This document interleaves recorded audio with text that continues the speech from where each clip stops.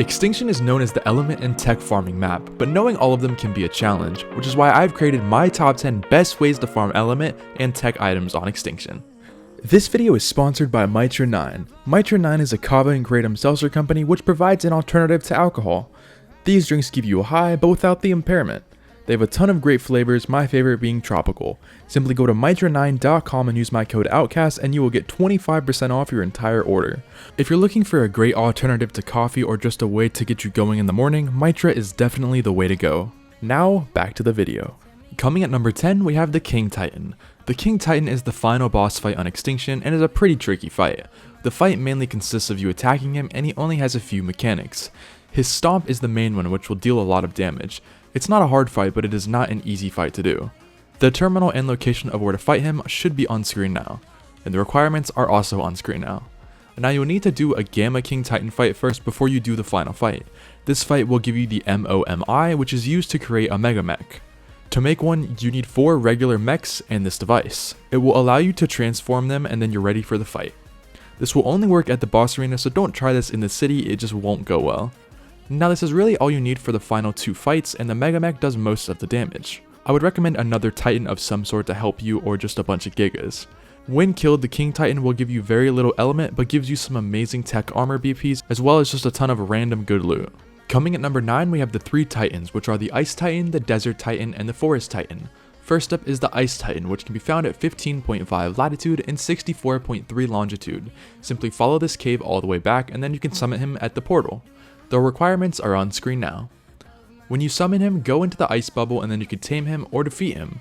Your defeating him will give you a good amount of loot. It doesn't give you much element, but you can get really good loot from this. I have my settings on official and it gives really good loot for what it is. The Desert Titan can be found at 92.6 latitude and 74.5 longitude. Again, just follow this cave to the summon portal. The requirements are also on screen now. Once defeated, the Desert Titan will give you about the same as the Ice Titan, but it will give you a little bit more element. The final Titan is the Forest Titan, which can be found in the Sunken Forest. Here is the entrance to the cave. It can be found at 5.6 latitude and 35.5 longitude. Simply follow the cave and you can find the summon portal. The requirements are also on screen now. Once defeated, he seems to give the best loot, giving me the most tech blueprints out of the 3, as well as some pretty good armor.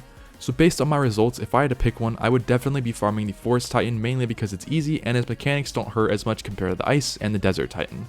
Coming at number 8, we have the comparisons between the Doedicurus, the Anki, Mantis, Enforcer, a pickaxe, and a chainsaw. These are your dinos and things needed for harvesting element and dust. I'm going to start off with a lamppost. This is all on 1x by the way. So starting with the pickaxe, as you can see, it harvested 26 element dust, which isn't horrible.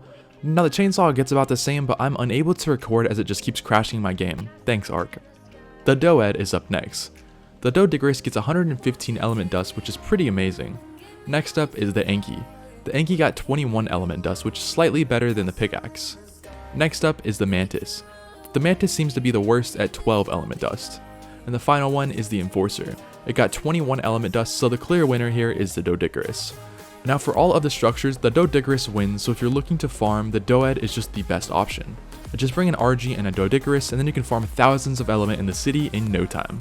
Coming at number 7, we have the Makeshift Mega Lab versus Terminal versus Inventory Crafting. First up, let's test crafting element in your inventory. So it seems to take about 30 seconds to craft with 100% crafting skill, and then it takes 12 minutes to turn into one element, which is crazy long. Now let's move on to the Terminal. The Terminal crafts the element instantly, so there's no wait compared to your inventory. This however still has the 12-minute timer to turn into element. Next up we have the Mega Lab. This is pretty much identical to the Terminal and I see no difference here, however this can be placed in your base, so it is a better alternative. If I had to pick, my option would be the Mega Lab. It's small and can be placed just about anywhere. I know this one may not make a lot of sense, but I've seen a lot of people questioning this method, so I thought I'd put it in here just to test and see if there really is a big difference or not for crafting unstable element. And as you guys can see, there really isn't. Coming at number 6, we have Tech Dino Farming. Tech Dinos were added with Extinction and offer some crazy early game benefits. Tech Dinos drop element dust, crystal, metal, and electronics when killed. For early game players, this is a fast way to get a turret made for a base. It's also pretty good for farming, but compared to other methods, it just isn't the best. Let's put it to the test with the pickaxe all the way up to the Doed method to see which one is better. The pickaxe got 12 element dust as well as the Mantis with a pickaxe, so those are both even. The chainsaw got 40 element dust, which is pretty good, and the Anki and Doed aren't able to harvest tech dinos, which does kinda suck. The enforcer gets 8 element dust, which is horrible, so it seems that the chainsaw is just the best method to farm tech dinos, getting 40 element dust per kill. Coming at number 5, we have light post farming, table farming, and bench farming. As we know with the last one, the Doedicurus farm the most amount of resources from these. Light posts can be found all over the city, but the best area to farm them is around the Colosseum. The tables are better to farm as they give you more resources, but they are a lot more rare to find. Hotspots for those are the Colosseum and just near pretty much any terminal. The benches give a good amount, but I'm not able to find as many as I did on ASE. The best spots for these benches are the terminals and most pathways. So these are your main 3 structures to farm in the city. Coming at number 4, we have OSD Drops.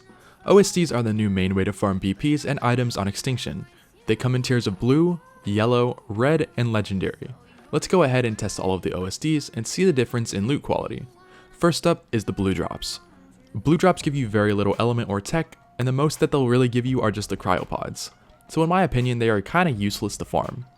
Yellow drops give you decent loot with some more tech items, but still very little element, so they are okay.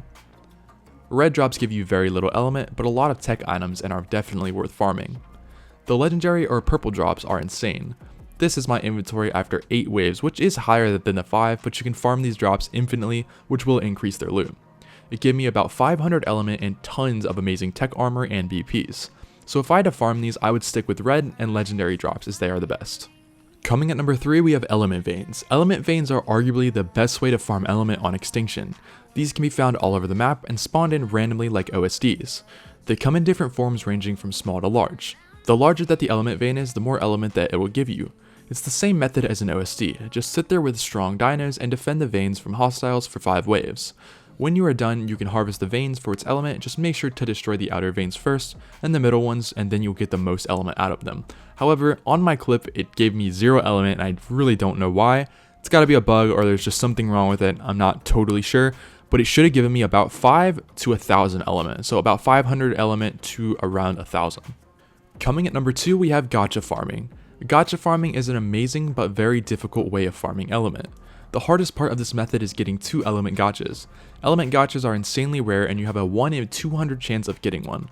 The best way to get it is to just breed them a ton until you get one, and that's an absolute pain. It took me about an hour to get 2 element gachas with admin commands, by the way. The element gachas produce 140 element dust per crystal, which is pretty insane. It farms a ton of element every day, as well as just farming decent items for you. They did get nerfed with ASA, but they still give okay loot for starting off. I made a video the other day showing off a full automated gacha farm, so if you're interested on how it fully works, go check it out on our channel or on screen now. Coming at number 1, we have the easiest method to farming element, which is the automated tech dino farm. This farm is 100% automated, meaning that you don't have to touch it after it's fully built and set up. I made an entire video on this, but I'll still explain it again for you guys. Basically, you set up the tech parasaurs on a ramp and then allow them to breed. The dino eggs will fall down onto the bio grinder, and then once they hatch, the dino will get instantly grinded up, being collected into the bio grinder. If you make a massive farm with this, it can farm thousands of element per day.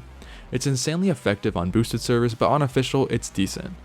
Overall, I highly recommend building one of these as they work pretty well for me. Anyways, that's it for today's video. I hope you guys did enjoy. Don't forget to leave a like if you're new and hit that subscribe button, and thanks for watching.